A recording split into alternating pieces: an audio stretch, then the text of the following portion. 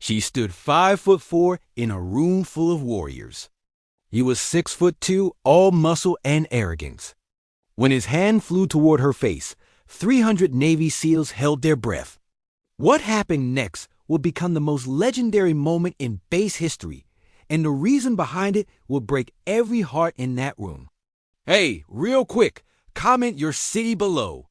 I'm always amazed by how many places these stories reach. And if you're into true stories with real emotion, make sure you're subscribed. The gymnasium fell silent when Lieutenant Commander Sarah Chun walked through those double doors. It wasn't because she was a woman. Naval Special Warfare had seen female operators before. It was because everyone knew what was about to happen, and nobody could stop it. 300 Navy SEALs filled the bleachers for mandatory hand-to-hand combat training.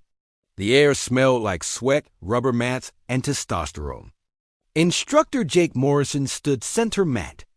6'2" of decorated combat veteran with arms like tree, trunks and a reputation for breaking recruits. He also had a reputation for something else. Sarah's boots made soft, squeaking sounds as she crossed the polished floor. She wore standard PT gear, her dark hair pulled back tight, her face unreadable. She'd requested this demonstration specifically, demanded it, actually, through 3 levels of command until someone finally approved it. Morrison grinned when he saw her. That same cocky smirk he'd worn 6 months ago at the officers' club. The same one from that night nobody was supposed to talk about. "Lieutenant Commander," he drawled, loud enough for everyone to hear. "You sure you want to do this? I don't go easy on anyone, not even, especially not on women." Sarah finished his sentence. Her voice carried across the gym like a blade.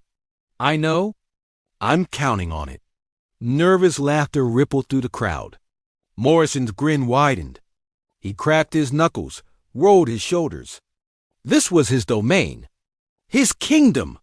He'd been teaching close-quarters combat for 8 years, and he'd never lost a demonstration match. What nobody knew, what Sarah had spent 6 months discovering, was that Morrison had never lost because he cheated. He targeted pressure points illegally in demonstrations, used excessive force, and strategically injured anyone who might expose his tactics. She found 12 formal complaints buried in old files. 12 operators who'd been silenced or transferred. 13, if you counted her. The referee, a master chief named Rodriguez, called them to center mat. He explained the rules. Control contact. Stop on submission. No strikes to throat or groin. Morrison nodded, still grinning. Sarah just stared at him with eyes like black ice. "Begin." Rodriguez shouted. Morrison moved first, fast for a big man, shooting in for a takedown.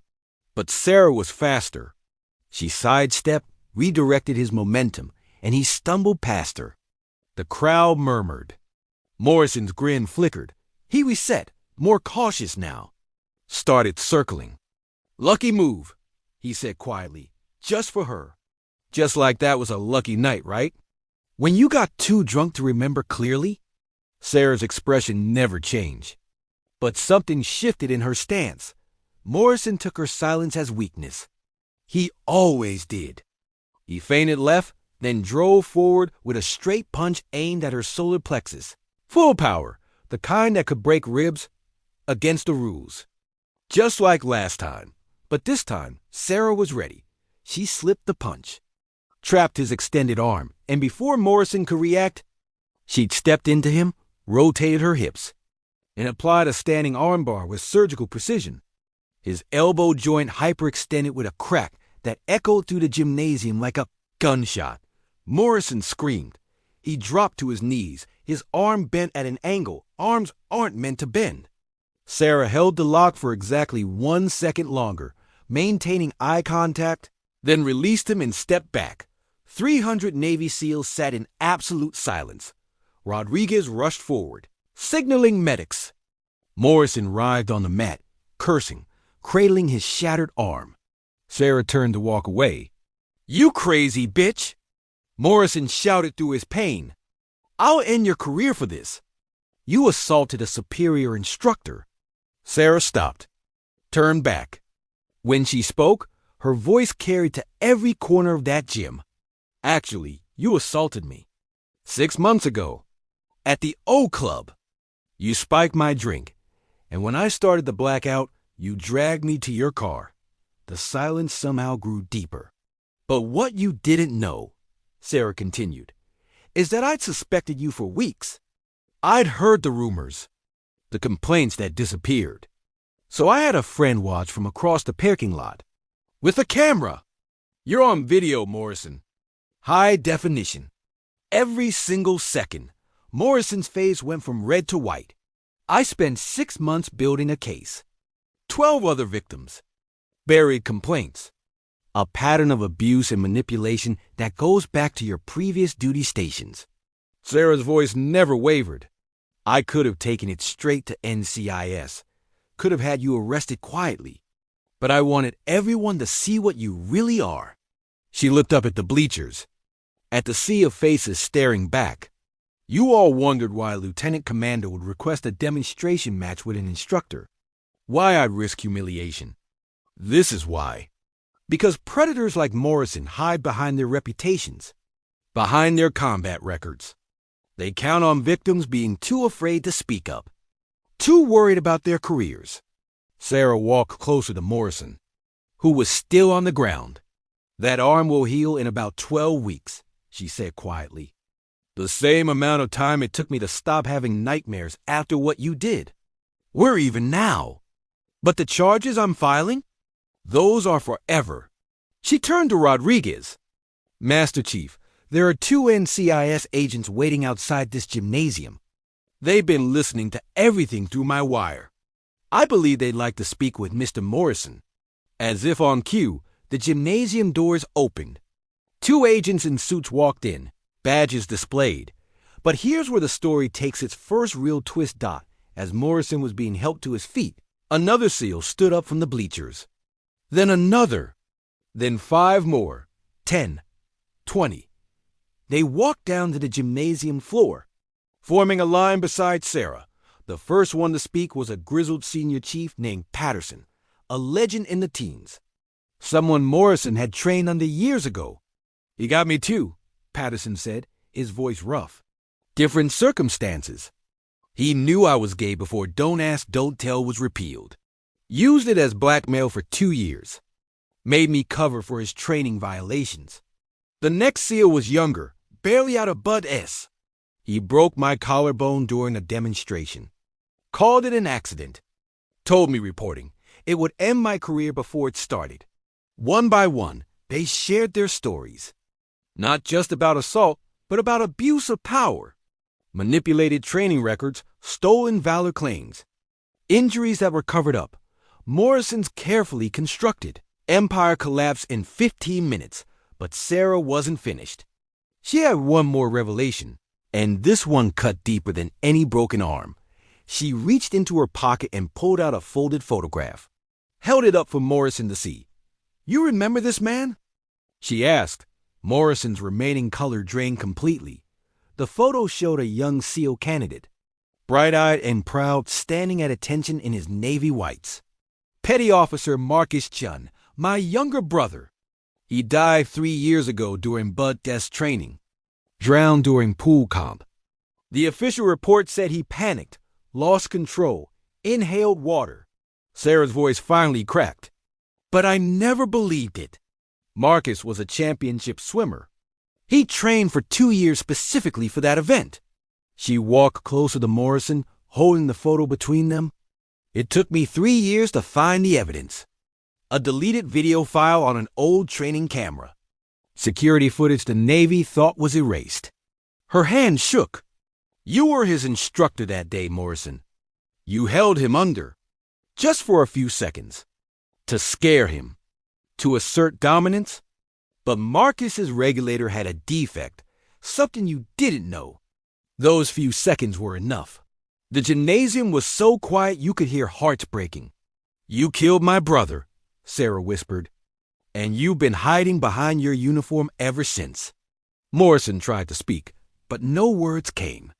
The NCIS agents moved forward, reading him his rights. As they led him away, his legendary status evaporated like morning mist, but Sarah wasn't done. She turned to face the assembled SEALs. "I need all of you to understand something," she said, her voice stronger now. "I didn't do this for revenge. I did this because silence protects predators. Because every time we don't speak up, we become complicit. Because my brother died alone and scared, and nobody stood up for him." She paused, looking at each face in the crowd. This culture, this brotherhood we claim to have, it means nothing if we don't protect each other from the monsters wearing our uniform. It means nothing if we value reputation over justice. If we sacrifice victims to preserve the image of invincibility. Senior Chief Patterson stepped forward. "The lieutenant commander is right. We've all known guys like Morrison. We've all looked the other way because it was easier. Because they were effective operators. Because speaking up felt like betrayal." He looked at his fellow SEALs. "That ends today. Here. Now." The applause started slowly. One person clapping. Then another. Within seconds, all 300 Navy SEALs were on their feet, not celebrating violence, but honoring courage. Real courage. The kind that's harder than any combat operation. Sarah Chun stood center mat, tears finally falling, grieving a brother she'd never stopped fighting for. But here's the final twist.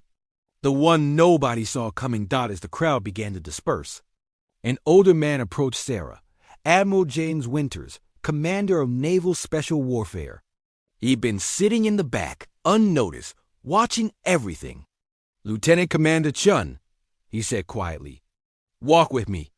They left the gymnasium, walking across the base in silence. Sarah prepared herself for the reprimand, for the career-ending consequences of breaking a superior's arm in front of 300 witnesses, regardless of justification. Instead, Admiral Winters led her to a memorial wall. Names etched in black granite. Fallen warriors, heroes. He pointed to one name. Petty Officer Marcus Chun. "Your brother was my godson," the Admiral said softly. "I've known your family since before you were born. Marcus's father and I served together in Desert Storm." Sarah stared at him, shocked. "I knew something was wrong with the official report," Winters continued. "But I had no evidence. No proof. Morrison was too careful, and my hands were tied by regulations and chain of command." He turned to face her. "What you did today, Lieutenant Commander, wasn't just about justice for your brother. It was about fixing a systemic failure. A cultural rot that I've been trying to address for years." He pulled out a folder, handed it to Sarah. Inside are transfer orders. "You're being reassigned to a new unit we're creating, the Special Warfare Ethics and Accountability Division. You'll have full authority to investigate complaints, review training protocols, and implement cultural reforms across all SEAL teams." Sarah opened the folder, scanning the documents. It was real. A promotion to commander. A mandate to create real change. "I can't give you back your brother," Admiral Winters said, his voice thick with emotion. "I failed him. I failed you. I failed every victim who suffered in silence because the system prioritized image over integrity." He placed a hand on her shoulder. "But I can give you the power to make sure it never happens again." Sarah looked back at the memorial wall. At her brother's name, she thought about that night 6 months ago. The fear, the violation, the long road to this moment. She thought about all the victims who'd stood up beside her today, finding their voices after years of silence. She thought about Marcus, young and idealistic, drowning alone while his instructor held him under. "I accept," Sarah said. Admiral Winters nodded. "Good, because this fight isn't over. Commander Chun, Morrison was one instructor. But the culture that protected him exists throughout the military. Changing it will be harder than any combat operation you've ever trained for." Sarah smiled grimly. "With respect, Admiral, I just broke a man's arm in front of 300 witnesses to expose a killer. I think I can handle bureaucracy." For the first time in years, Admiral Winters laughed. 3 months later, Commander Sarah Chun sat in a conference room at Naval Special Warfare Command, leading her first major investigation. 12 complaints, 4 different bases, a pattern of abuse that stretched back 15 years. Patterson sat on her team now, along with 8 other reformed SEALs who'd lived through Morrison's reign of terror. Together, they were dismantling the old guard, one predator at a time. Morrison himself was awaiting court-martial, facing charges including involuntary manslaughter in Marcus Chun's death. The evidence Sarah had compiled was airtight. His legendary status had become legendary. Disgrace. But the real victory wasn't one man's downfall. It was the hotline Sarah had established that received 40 calls in its first week. It was the new training protocols that emphasized accountability alongside aggression. It was the cultural shift happening slowly, painfully, necessarily throughout Naval Special Warfare. It was the memorial service they held for Marcus. Finally acknowledging the truth of how he died, Sarah stood at that service, in dress whites, surrounded by SEALs who once stayed silent, but were silent no more. She placed a new medal on her brother's memorial plaque, the Navy Cross, awarded posthumously, recognizing his sacrifice and the systemic failure that took his life.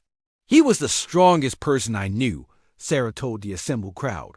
Not because he could swim faster or shoot straighter, but because even in his final moments, even when someone he trusted was holding him under, he never stopped fighting. She touched the cold stone, her brother's name.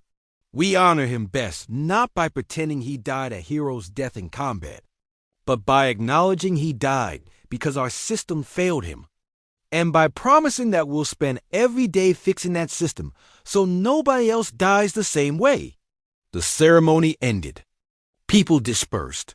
Sarah remained, alone with her brother's memory. She thought about that moment on the mat, Morrison's arm breaking, 300 witnesses holding their breath. She'd replayed it 1,000 times, wondering if she'd done the right thing. If public humiliation was justice, or just revenge dressed up in noble clothing. But then she remembered the faces of the victims, who'd stood beside her. The relief in their eyes. The weight lifting. The voices finally freed. She remembered Patterson telling her, weeks later, that his daughter had asked him why he seemed happier now. How he'd explain that telling the truth, even when it's hard, lets you sleep better at night. She remembered the young SEAL who'd sent her a message. Thank you for showing me that courage isn't just about combat. It's about standing up even when everyone's watching. Sarah Chun, Commander United States Navy, stood taller. That gymnasium moment hadn't been about breaking a man's arm. It had been about breaking silence. About shattering the illusion that reputations matter more than lives. About proving that real warriors protect the vulnerable, even when the threat comes from within, especially when the threat comes from within. She touched her brothers, named one final time, then turned and walked away. Ready for the next fight, the next investigation, the next chance to honor Marcus's memory by making the Navy worthy of warriors like him.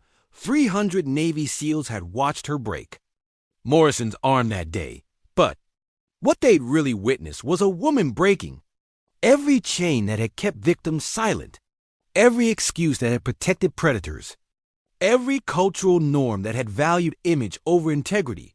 They'd witnessed the moment. One person's courage became a movement. And that, Sarah knew, was worth more than any combat medal, any promotion, any legendary status. That was real victory, the kind her brother would be proud of. That's the end of today's story, but I hope it stays with you for a while. If something in it spoke to you, hit that like button, subscribe if you haven't yet, and share your thoughts. It's your comments that keep me inspired to make the next one.